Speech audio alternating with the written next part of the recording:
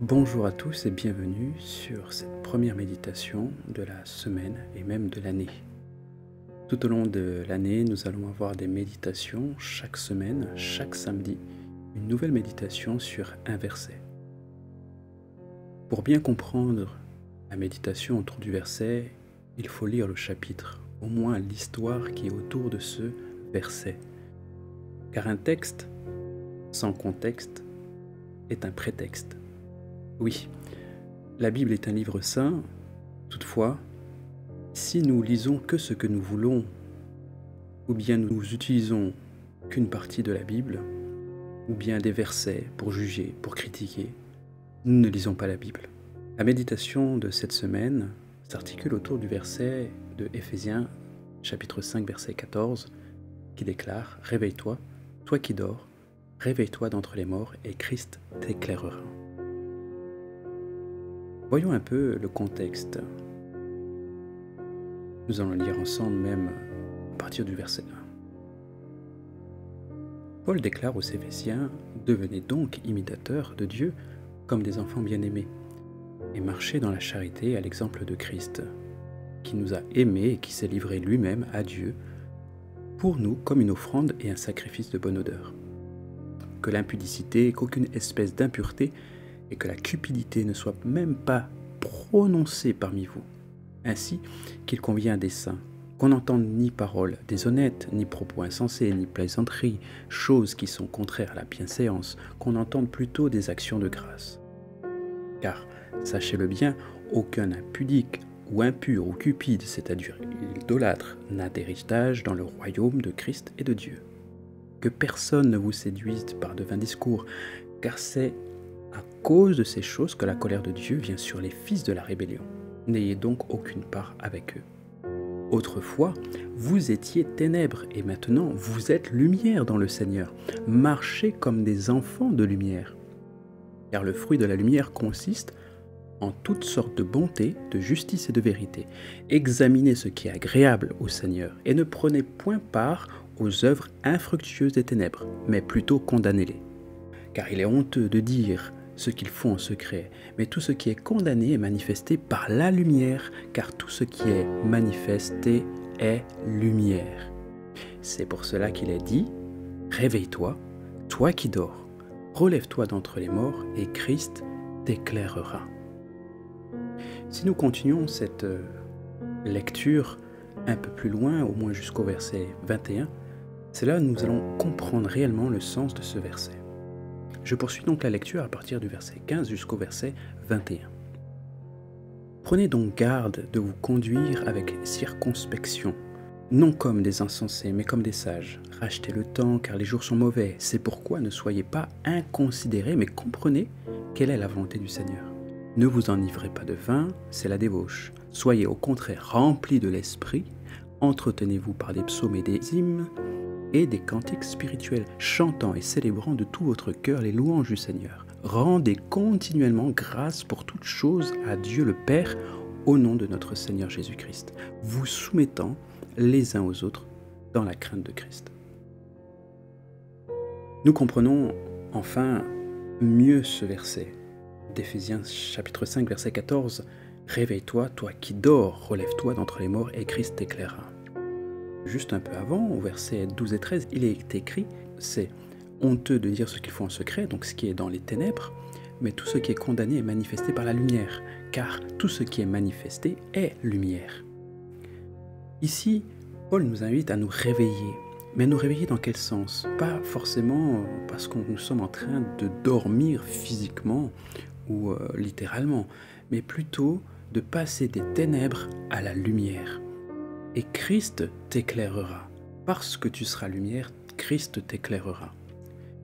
Et c'est en ce verset de « réveille-toi », on le voit encore aujourd'hui, que « réveille-toi », ce n'est pas forcément dormir de manière physique, même s'il le dit dans le verset « réveille-toi, toi qui dors ». Alors j'aimerais plutôt le changer et dire « sois éclairé, toi qui es dans les ténèbres, relève-toi d'entre les morts ». D'accord ? Et là, vraiment, ce verset est central dans ce passage.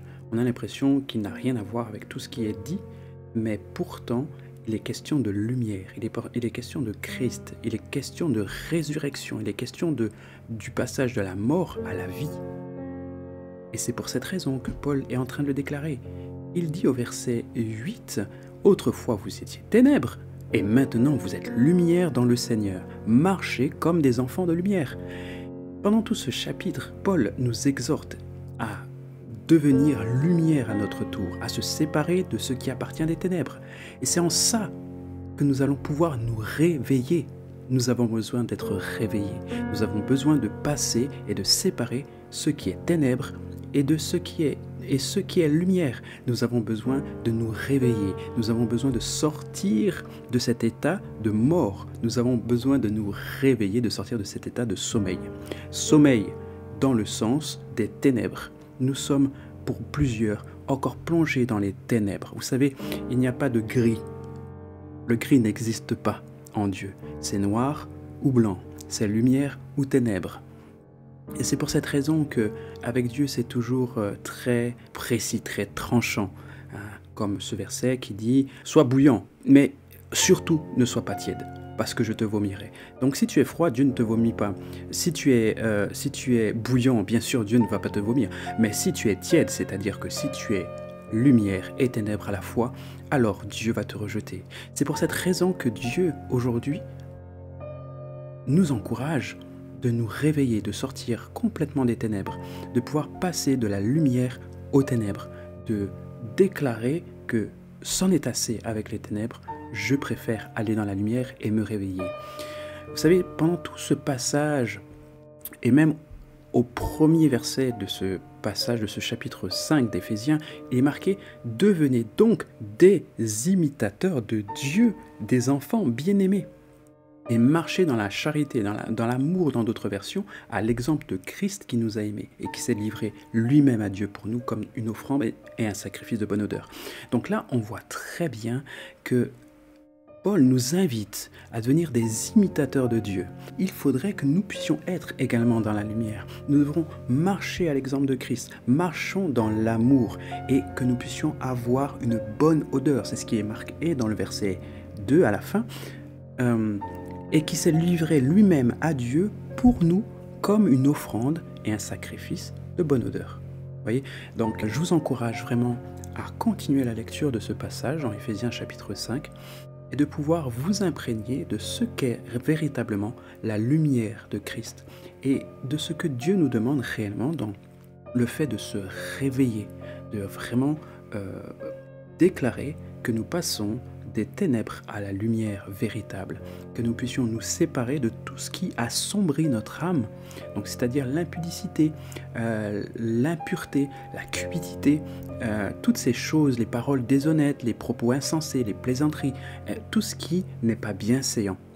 C'est ce que la parole de Dieu nous dit du verset 3 au verset 4, et il continue, car sachez-le bien, aucun impudique ou impur ou cupide, c'est-à-dire idolâtre, n'a d'héritage dans le royaume de Christ, de Dieu, et c'est normal.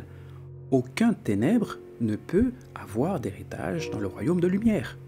C'est pour cette raison encore que je viens encore citer ce passage.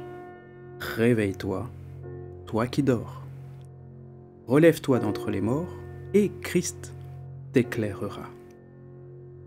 Voyez, c'est à nous de nous réveiller d'entre les morts. Il n'y a personne qui viendra nous réveiller. C'est à nous de prendre la décision de sortir et de sortir de cet état de mort, cet état de ténèbres.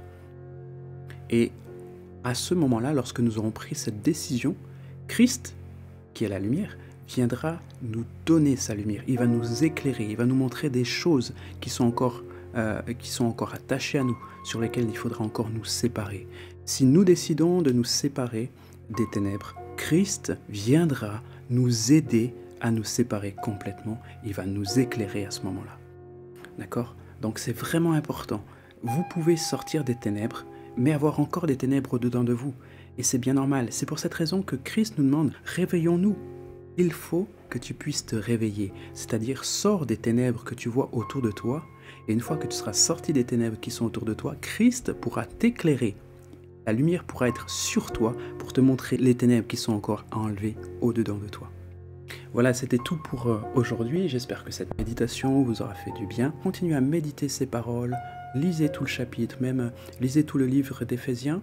Et la semaine prochaine, on parlera aussi d'une autre pensée tout aussi forte autour du réveil. Je vous souhaite une très bonne fin de journée et que Dieu vous bénisse.